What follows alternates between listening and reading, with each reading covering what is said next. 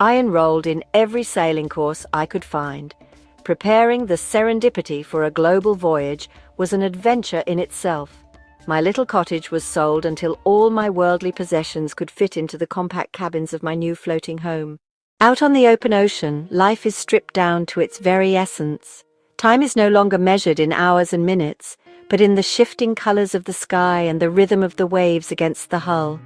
There were days of sheer, unadulterated bliss. I remember sailing through the Caribbean, the water so impossibly turquoise it seemed to glow from within. Dolphins would race alongside the Serendipity, their sleek bodies leaping from the water in a dance of pure joy. At night, with no city lights to dim their brilliance, the stars were a breathtaking spectacle. Of course, the sea is not always a gentle friend. It is a powerful, unpredictable force that demands respect. I was at the helm for 36 hours straight, my body aching, my mind numb with exhaustion. The wind howled like a banshee, and every creak of the boat sounded like it might be her last. But you learn to manage it. Some of my most vivid memories are of the quiet, unexpected moments of beauty. I recall anchoring in a secluded bay in French Polynesia, the only soul for miles, and watching the sun set in a blaze of orange and pink. This journey was never just about sailing. It was about the people I would meet along the way. Before I left, I suppose I held the same vague, media-fueled notions about the world as many people do.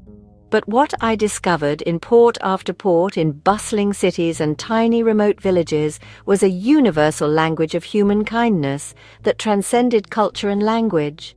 I remember running low on fuel near a small fishing village in Vietnam. They invited me into their home, a simple stilt house over the water, and shared their evening meal with me. The next morning, the grandfather arrived at my boat with 2 canisters of diesel, refusing any payment other than a handshake and a smile. In Brazil, a woman in a market taught me how to dance the samba, her laughter infectious as I stumbled clumsily. In Greece, an old sailor named Yanis spent a whole afternoon helping me mend a torn sail. These encounters stitched themselves into a beautiful, vibrant tapestry of memories.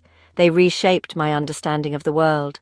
I learned that what connects us is far more powerful than what divides us. After 10 years, the Serendipity and I finally sailed back into an English harbour.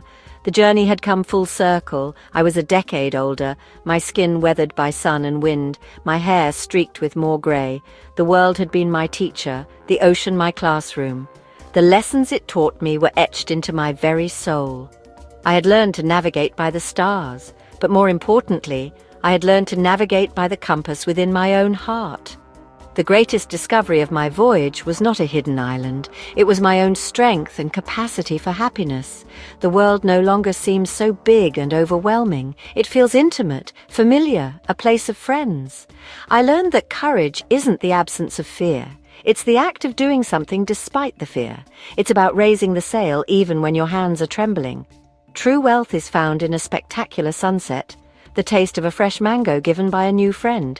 People often ask if I have any regrets.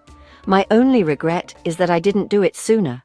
Don't let your one precious life be a story of what might have been. Be brave. Listen to that little whisper that calls for adventure.